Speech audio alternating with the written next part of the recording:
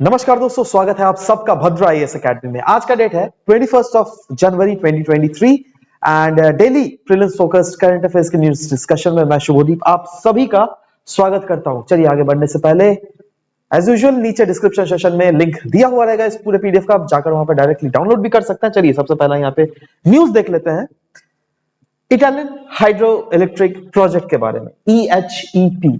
Directly this might come in question that बताओ भाई ये जो हाइड्रो इलेक्ट्रिक प्रोजेक्ट है इंडिया के किस पार्ट में बन रहा है ना, किस पार्ट में बन रहा है, क्यों इसलिए ज्यादा इंपॉर्टेंट हो गया ना, क्योंकि this is related to Arunachal प्रदेश।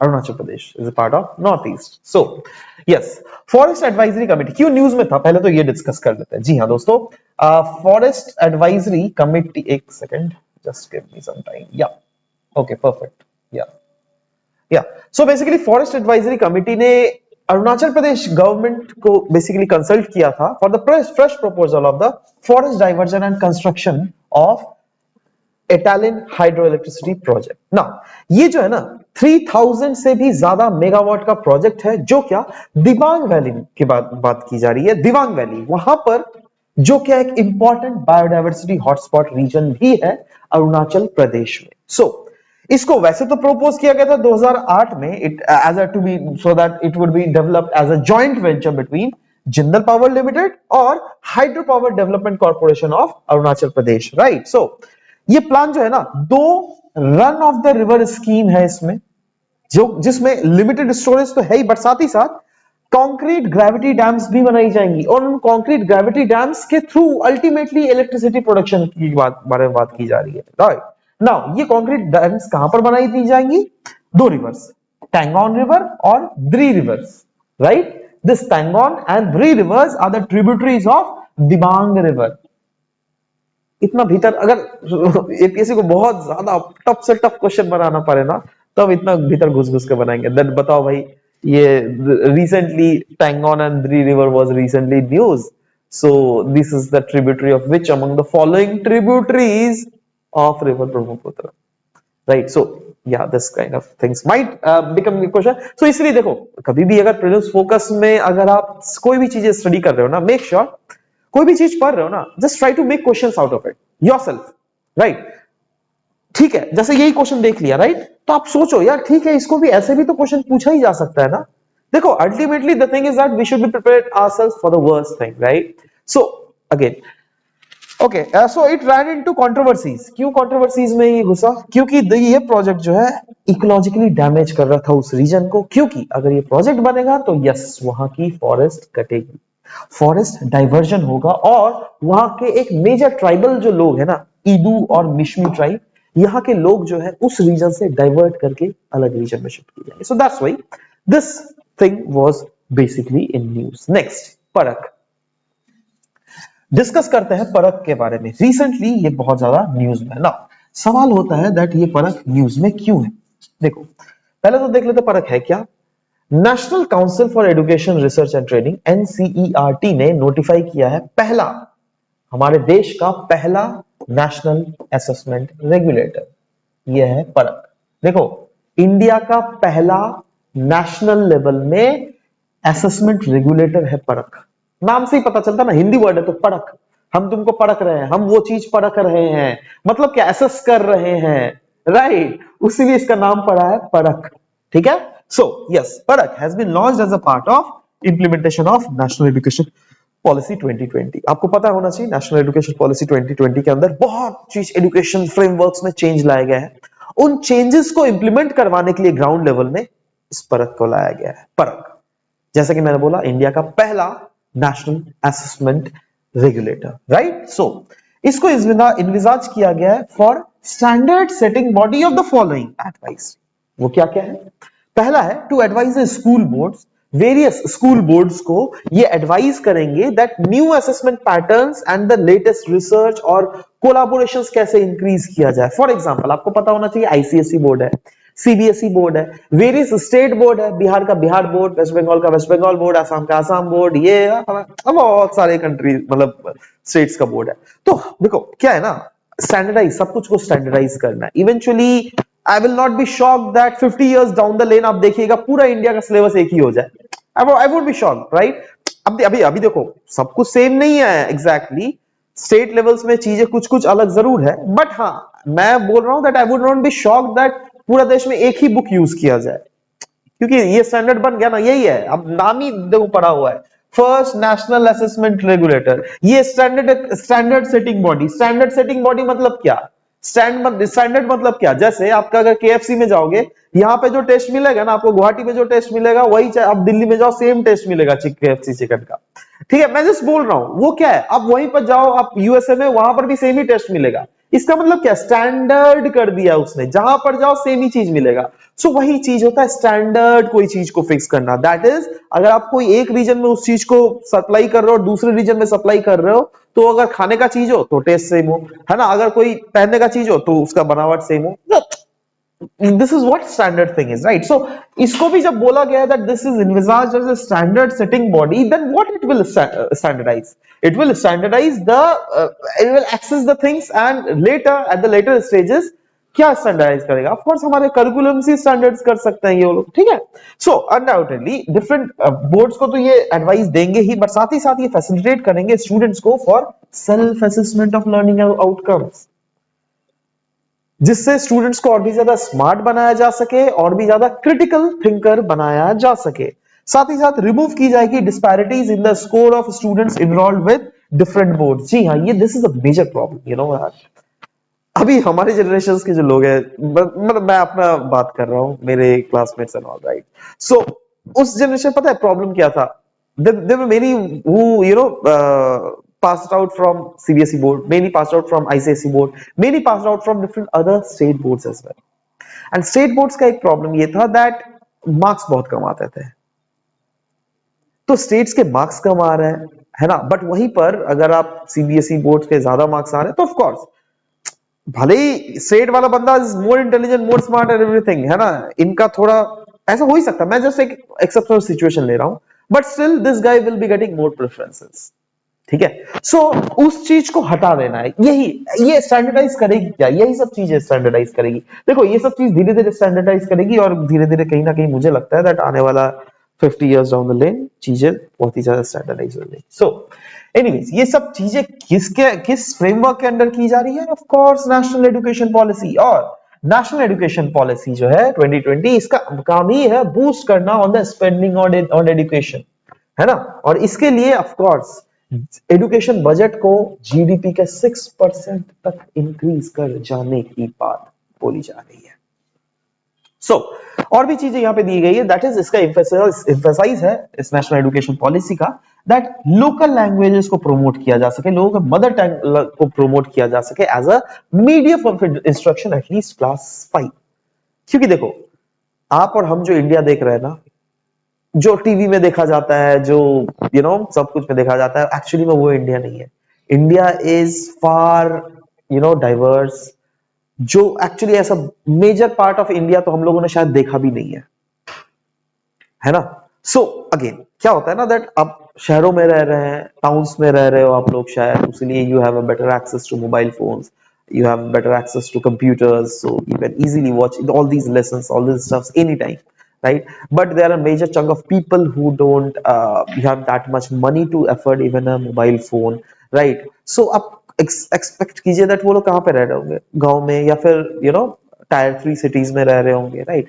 सो उन रीजन्स में एक्सेसिबिलिटी की बहुत ही ज्यादा इशू है, ठीक है। तो अब देखो वहां पे अगर सीधा जाओगे अंग्रेजी में पढ़ाने लग जाओगे, कोई क्या समझेगा भाई, कुछ नहीं समझेगा, right. So it is very much important that education जो है इम्पार्ट करना हमें पड़ेगा in future through mother tongues, right. So of course national education policy में भी वही फोकस किया गया दैट अप टिल क्लास 5 तक तो एटलीस्ट मदर टंग प्रमोट करे, लेटर स्टेजेस में चलो धीरे धीरे तो स्टैंडर्डाइज करना पड़ेगा, क्योंकि बच्चों को अगर मदर टंग में समझाओगे ना, फॉर एग्जाम्पल आप एसएमईज हो, मैं अगर आप कुछ एसएमईज में अगर मैं कुछ भी बोलूंगा तो you will understand in much more better way, right, rather than speaking onto different other languages. But hardly मुझे assamese उतना नहीं आ रहा है, but eventually I'm learning all of हिकिसुम है Akomiya.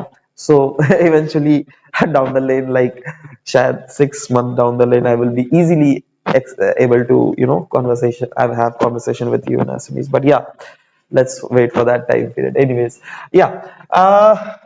Next is Gramin Udyami scheme. Gramin Udyami scheme. पता है इसको launch क्यों किया गया था ग्रामीण उद्यमी स्कीम को? जिससे प्रमोट किया जा सके skill development and entrepreneurship skill among the rural youth population के अंदर। इसीलिए ग्रामीण उद्यमी स्कीम लाया गया था। और अभी ये स्कीम इसलिए न्यूज में था क्योंकि एक फेलिसिटेशन प्रोग्राम 2200 ट्राइबल वुमेन के लिए किया गया था अंडर द ग्रामीण उद्यमी स्कीम, जिन्होंने ग्रामीण उद्यमी स्कीम के अंदर तालीम हासिल की थी। सो या इस प्रोग्राम के अंदर ग्रामीण उद्यमी स्कीम का मैं ऑब्जेक्टिव तो बता ही दिया था, रूरल यूथ या फिर ट्राइबल यूथ जो है हम बोल सकते हैं, mainly tribal youth, not rural youth पर से, स्पेसिफिकली ट्राइबल यूथ बोलिएगा आप, ठीक है। सो या उनके अंदर में प्रमोट करना है हमें स्किल डेवलपमेंट और एंटरप्रेन्योरशिप। नाउ इस प्रोग्राम के अंडर में भी वही बोला गया है, इंडिया के यूथ जो ट्राइबल यूथ है स्पेसिफिकली, उनको जिससे हम लोग इनेबल कर सके दैट वो अपनी लाइवलीहुड खुद से अर्न कर सके, इसीलिए we will be imparting functional skills to them, ठीक है। That's why we will be enabling functional skill to them, right? So it is being launched by National Skill Development Center, right? And National Skill Development Center की अगर बारे में बात करें तो National Skill Development Center एक non for profit limited company है जिसको सन 2008 में स्टैब्लिश किया गया था, right? Under what? Under the Section 25 of Companies Act of 1956, Ministry of Finance ने स्टैब्लिश किया था इस NSDC को, of course, as a PPP partnership model, that is public private partnership model, right? Government of India का इसमें हिस्सा है 49%, बल वहीं पर प्राइवेट सेक्टर का अगर हिस्सा देख लीजिएगा रिमेनिंग 51% इनका है। और मैंने बोला ना private public private partnership model मतलब पब्लिक दैट इज गवर्नमेंट का भी कुछ हिस्सा है एंड प्राइवेट इंस्टीट्यूशंस के भी कुछ हिस्से यहां पर होते हैं जरूर, ठीक है। Okay, so project is being implemented in 6 states, Maharashtra, Rajasthan, Chhattisgarh, Madhya Pradesh, Jharkhand and Gujarat, right? So these are the 6 states in which it is done. Now is under the aegis of, अच्छा चलो ये तो पहले ही देख लिया, चलो ठीक है। ये these are factual information that NSDC is under the aegis of Ministry of Skill Development and Entrepreneurship, and it has supported the setting of various through the sector skill councils। इन्होंने सेटअप किया है various labs and classrooms जिससे in sector skill councils के through basically आपको skills वो provide किया जाए वहां के बच्चों को, कोई भी रीजन, ठीक है। नेक्स्ट, प्रसाद स्कीम न्यूज में था दोस्तों। एक्चुअली क्यों न्यूज में था? क्योंकि अच्छा चलो इसको मिटा दूं उसके बाद डिस्कस करते हैं। तो पता ही होगा ना आपको, हेरिटेज के लिए डेवलपमेंट के लिए ये स्कीम लाया गया था, right? So Prasad scheme actually देखो, चामुंडी हिल्स मैसूर गया है किसी ने? तो probably you have went, even यहाँ का एक मैसूर में Mysore palace is a very good spot, touristic spot, and Chamundi hills is again a very good touristic spot.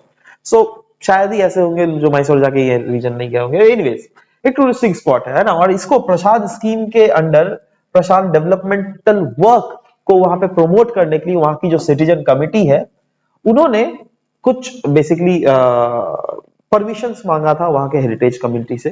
Now क्या है, देखो एक्चुअली क्या है ना, प्रसाद स्कीम के अंदर बहुत सारे वहां पे डेवलपमेंटल वर्क्स चल रहा है क्योंकि वो एक हेरिटेज रीजन है, राइट? तो उस रीजन को प्रमोट किया जा रहा है अंडर प्रसाद स्कीम। बट वहां के देखो कुछ कुछ ऐसे इन्वायरमेंटल प्रोजेक्ट्स है ना जिससे शायद उन चामुंडी हिल्स एंड उनके जो इन्वायरमेंट है उसको नुकसान पहुंच सकता है, इसीलिए उसको रेगुलेट करने के लिए कुछ बेसिकली परमिशंस मांगा गया। चलो उतना भीतर में हम लोग नहीं घुस रहे हैं।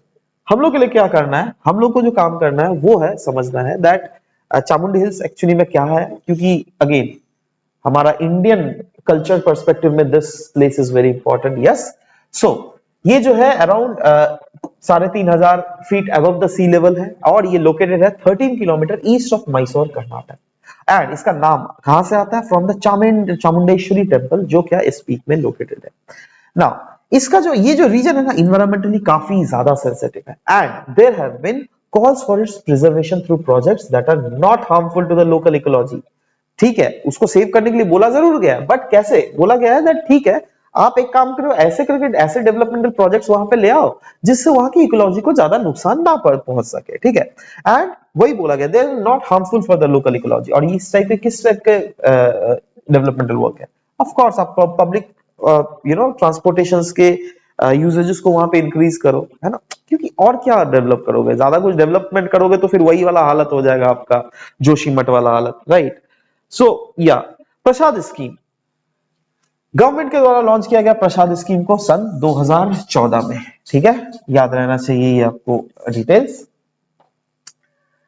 Under the ministry of tourism ये स्कीम जो है फोकस करता है on developing and identifying pilgrimage sites across India, जिससे इनरिच किया जा सके रिलीजियस टूरिज्म एक्सपीरियंसेस। इनफैक्ट इसका एम है to integrate pilgrimage destinations in a prioritised planned and sustainable manner, जिससे प्रोवाइड किया जा सके complete religious tourism experiences, right. So यही है पिलग्रिमेज साइट। देखो ये भी तो पिलग्रिमेज साइट ही है ना, मैंने बोला ना, आप अगर जाओगे तो of course you will be going through this I mean this region of Mysore.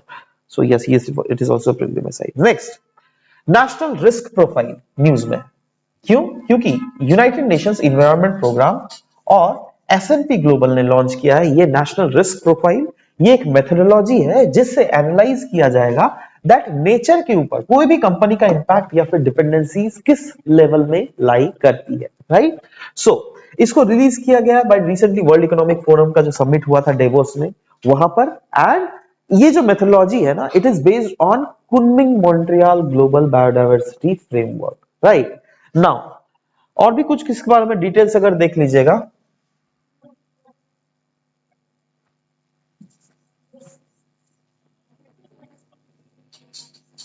Okay या सो नेचर रिस्क प्रोफाइल की अगर बात करें, इसका एम है इनेबलिंग द फाइनेंशियल सेक्टर्स को इनेबल करना, जिससे नेचर रिलेटेड रिस्क को वो मेजर और एड्रेस कर सके by providing scientifically robust and actionable analytics on the nature impacts, right. इसका इंपॉर्टेंस क्या है? देखो दुनिया की जो वर्ल्ड की जो जीडीपी है ना, अनडाउटेडली डायरेक्टली या फिर इनडायरेक्टली हम लोग देख रहे हैं दैट नेचर के ऊपर डिपेंडेंसी बहुत ज्यादा है, राइट। बट तो ये नेचर के ऊपर डिपेंडेंसी अगर ज्यादा है तो of course you will come up with developmental projects. A developmental projects, so if you will come up with, then yes, it is very much obvious that biodiversity loss might occur. तो ये कहीं ना कहीं global business leaders का एक बहुत बड़ा concern भी है, ठीक है डेवलपमेंट तो लाना है, बट कैसे डेवलपमेंट लाए जिससे बायोडायवर्सिटी का जो नुकसान है उसको भी बहुत हद तक मिटिगेट किया जा सके, right. So of course this is what the main, I mean this is why this national nature risk profile जो है ये मेडअप किया गया, ये हम बोल सकते हैं, right. Next, caller name presentation CNAP, ये रिसेंटली न्यूज में था बहुत ज्यादा, राइट। अब ये है क्या, इसको अच्छे से समझते हैं, क्योंकि मुझे पता नहीं क्यों लग रहा है that yes this you know this might come in your paper, right. So या व्हाट इज इट? देखो बेसिकली टेलीकॉम ऑपरेटर्स ने बोला है दैट ये जो प्रपोजल है by the telecom regulatory authority of India to display the caller names could have privacy implications। देखो ये है क्या, देखो बेसिकली आपका मोबाइल में जो फोन आता है ना, अभी नंबर आता होगा, right, that 92 something blah blah blah blah 8-10 digit का, राइट। बट आपके मोबाइल में अगर एक एप्लीकेशन इंस्टॉल्ड है ट्रू कॉलर, याद है ट्रू कॉलर होगा सबके मोबाइल में शायद, है ना। तो उस ट्रू कॉलर एप्लीकेशन में यू विल सी दैट किसी का नाम आ रहा है, भले ही आपका मोबाइल में वो नंबर सेव नहीं है, but still you will see get to see his name that फलाना डिकना is calling you, right. So government क्या सोच रही है? गवर्नमेंट सोच रही है ये ट्रू कॉलर का भट्टा बंद करे, है ना, और हम ही कुछ ऐसा मैकेनिज्म ले आए जिससे अगर आपके मोबाइल में कई फोन आ रहा है ना, सीधा उसका फोन ही नहीं नाम भी आ जाएगा, है ना। जो ट्रू कॉलर सर्विस प्रोवाइड कर रही है वही CNAP that is caller name presentation के थ्रू सरकार प्रोवाइड करे, राइट। तो मतलब क्या, जो ट्रू कॉलर करती है वही चीज होगा, जब किसी का फोन नंबर नहीं आएगा, आपको उसका नाम ही सीधा आ जाएगा, राइट। तो वही चीज बोला जा रहा है that CNAP feature will allow users to know the identity of the person calling them. The basic idea क्या है that people should get aware of the person that कौन उसको फोन कर रहा है, और उसके आधार पर वो इन्फॉर्म चॉइस मेड कर सके दैट क्या वो कॉल जेन्युइन है, क्या वो कॉल कोई स्पैम कॉल है ना। तो ये सब चीज at the same time such a feature could potentially help in curbing the harassment and other spam calls. जी हाँ, स्पैम कॉल्स तो मेरे को भी बहुत ज्यादा आता, दिमाग खराब हो जाता है भाई, है ना।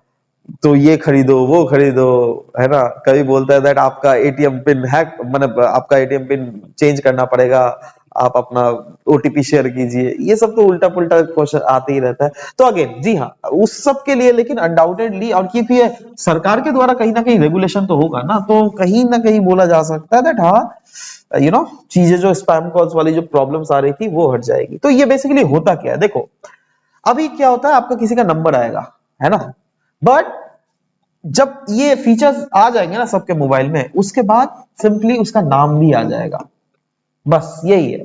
अभी नाम सिर्फ नंबर दिख रहा है, बाद में आपको नाम भी दिखने लगेगा, अच्छा किसका नंबर से कॉल आ रहा है। तो यही एक फीचर है जो क्या इस कॉलर नेम प्रेजेंटेशंस में आपको दी जाएगी, राइट। सो अगेन इसके बारे में बात ही चल रही है, so it is a news in transition I would say, but yes you should know about the technology that is being used to implement these kind of things, right? So yeah, आगे बढ़ते हैं। अब दोस्तों आ जाते हैं MCQs में। कल के जो एमसीक्यू पूछे गए थे उसका क्वेश्चन था भोपाल डिक्लेरेशन। भोपाल डिक्लेरेशन जो कि रिसेंटली न्यूज में था, इसका एम क्या है? The aim is inclusive development, right, this was the correct answer.